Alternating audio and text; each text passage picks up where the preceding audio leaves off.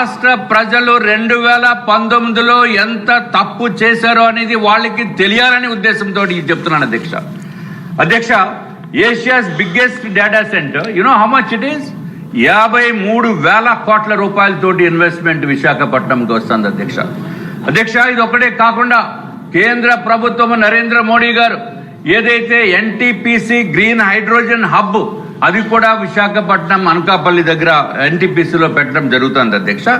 దాంట్లో టోటల్ గా హబ్ అన్నిటికీ కలిపి ఇన్వెస్ట్మెంట్స్ యాన్సిలరీ యూనిట్స్ తోటి డౌన్ స్ట్రీమ్ ఇండస్ట్రీస్ తోటి కలిపితే అధ్యక్ష 1,80,000 కోట్ల రూపాయలు అధ్యక్ష. I'm repeating, it is 1,80,000 crores. ఇదొక్కడే కాకుండా ఇంకా డైరెక్ట్ ఎంప్లాయ్మెంట్ కనుక ఐటీ రంగంలో చూస్తే విశాఖపట్నానికి టీసీఎస్ వారు టాటా కన్సల్టెన్సీ సర్వీసెస్ అధ్యక్ష 1,400 కోట్ల రూపాయలతోటి 12,000 మంది ఎంప్లాయ్మెంట్ కి వాళ్ళు రెడీ అయ్యి they have already started their operations అధ్యక్ష. ఉన్న ఐటీ హిల్ నెంబర్ 3లో అధ్యక్ష ఋషికొండ దే హ్యావ్ ఆల్రెడీ బోర్డు పెట్టారు, అన్ని కూడా స్టార్ట్ చేయడం ఆల్రెడీ జరిగిపోయింది అధ్యక్ష.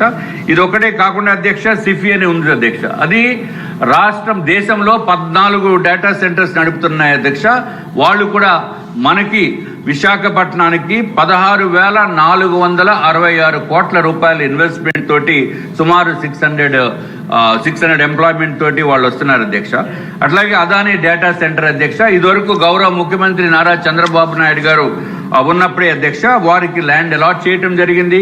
ఆ క్రిందటి ప్రభుత్వము ఈ ఎన్విరాన్మెంటల్ క్లియరెన్సెస్ లేని ప్రకారము ఆ టైంలో కూడా వాళ్ళు ముందుకు వచ్చి చేయలేకపోయారు అధ్యక్ష.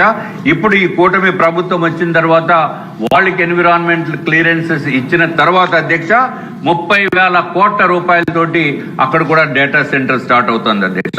ఇది ఒకటే కాకుండా అధ్యక్ష ANSR గ్లోబల్ క్యాపబిలిటీ సెంటర్ అధ్యక్ష GCC which is going to play a very major important role in IT. IT ఒక్కటే కాకుండా కూడా మిగిలిన రంగాల్లో కూడా ఈ GCC అనేది ఇది వెరీ ఇంపార్టెంట్ రోల్ ప్లే చేస్తుంది అధ్యక్ష ఇన్ ఫ్యూచర్. వీళ్ళు పెట్టే ఇన్వెస్ట్మెంట్ అధ్యక్ష 1,000 crores investment in Visakhapatnam. And దీంట్లో employment direct indirect employment, I'm talking about direct employment itself is 10,000 మంది ఎంప్లాయ్మెంట్ అధ్యక్ష. అట్లాగే సత్వ డెవలపర్స్ అని వాళ్ళు 1,500 కోట్ల రూపాయలతోటి, నేను అన్ని వైజాగ్ చెప్తున్నాను అధ్యక్ష, 1,500 కోట్ల రూపాయలతోటి సుమారు 10,000 మంది. 8 minutes అయింది, జస్ట్ ఫర్ యువర్ ఇన్ఫర్మేషన్. ఏం చేయండి సార్, అయిపోయింది, క్లోజ్ చేసి ఆపాలి. తర్వాత అధ్యక్ష కాగ్నిజెంట్ టెక్నాలజీస్ అధ్యక్ష 1,583 కోట్ల రూపాయలతోటి 8,000 మంది ఎంప్లాయ్మెంట్ ఇస్తున్నారు అధ్యక్ష. ఎక్సెంచర్ అయితే అధ్యక్ష అది 1,000 మంది 10,000 మంది తోటి ఎంప్లాయ్మెంట్ వచ్చే పరిస్థితి ఉంది అధ్యక్ష. ఇప్పుడు ఫైనల్ గా నేను కోరేది ఏంటంటే అధ్యక్ష, ఏదైతే అధ్యక్ష ఎంప్లాయ్మెంట్ గురించి మాట్లాడుతున్నాం అనుకుంటే నిన్నే ఒక ప్రోగ్రాం జరిగింది అధ్యక్ష డిఎస్సి. ఈ డిఎస్సిలో 16,347 మంది టీచర్స్ కి ఎంప్లాయ్మెంట్ ఇవ్వడం జరిగింది. ఆల్రెడీ లెటర్స్ ఇవ్వటం జరిగిపోయింది అధ్యక్ష. అట్లాగే కానిస్టేబుల్స్ 6,000 ఎంప్లాయ్మెంట్ కూడా వచ్చే పరిస్థితి ఉంది అధ్యక్ష. ఏదైతే నిన్న లోకేష్ బాబు గారు ఏ విధంగా అయితే చేశారో మెగా ప్రోగ్రాం పెట్టి, అదే విధంగా ఈ ఎంప్లాయ్మెంట్ ఎవరికైతే కానిస్టేబుల్స్ కి ఇవ్వటం జరుగుతుందో అదే విధంగా ఒక ప్రోగ్రాం పెడితే బాగుంటుంది అధ్యక్ష. అట్లాగే 175 నియోజకవర్గాల్లో జాబ్ మేళాస్ ని కండక్ట్ చేసి తద్వారా 69,363 మందికి ఎంప్లాయ్మెంట్ ఇవ్వడం జరిగింది అధ్యక్ష. కాబట్టి ఇవన్నిటిని కూడా మనం దృష్టిలో పెట్టుకోవాల్సిన అవసరం ఉంది అధ్యక్ష. ఫైనల్ గా నా రిక్వెస్ట్ ఏంటంటే అధ్యక్ష, విశాఖపట్నంలో ఇన్ని వేలాది మందికి ఎంప్లాయ్మెంట్ ఇచ్చేస్తా ఉంటే అసలు అక్కడ రోడ్లు సరిపోయే పరిస్థితి లేదు అధ్యక్ష. రోడ్లు సరిపోవట్లేదు కాబట్టి అక్కడ అర్జెంటుగా మాస్టర్ ప్లాన్ రోడ్స్ త్వరితగతిన లే చేయవలసిన అవసరం ఉంది అధ్యక్ష. అట్లాగే ఏదైతే ఆల్రెడీ ఐడెంటిఫైడ్ ఫ్లైఓవర్స్ ఉన్నాయో అధ్యక్ష, ఆ ఫ్లైఓవర్స్ ని కూడా త్వరితగతిన పూర్తి చేయవలసిన అవసరం వచ్చేస్తుంది అధ్యక్ష.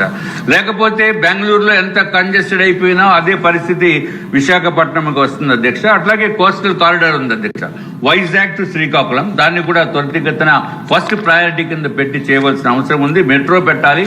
అట్లాగే అధ్యక్ష ఇంకొక small submission to the honourable minister. There are so many other members, sir. Kindly understand. Okay, ఏదైతే వాళ్ళకి ల్యాండ్స్ ఇస్తున్నారో Now itself they have to allot the lands for police stations, అట్లాగే bus stops, bus parking LADS కనుక చేయకపోతే చాలా ఇబ్బందులు వస్తున్నాయి అధ్యక్ష.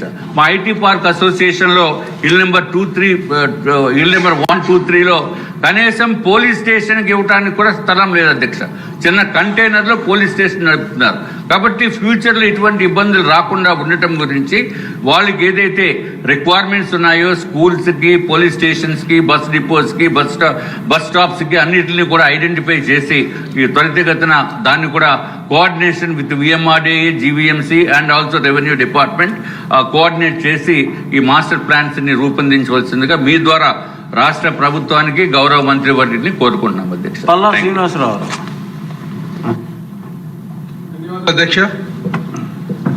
అధ్యక్ష, ఈ లాజిస్టిక్స్, ఎంప్లాయ్మెంట్ అండ్ ఇండస్ట్రీ మీద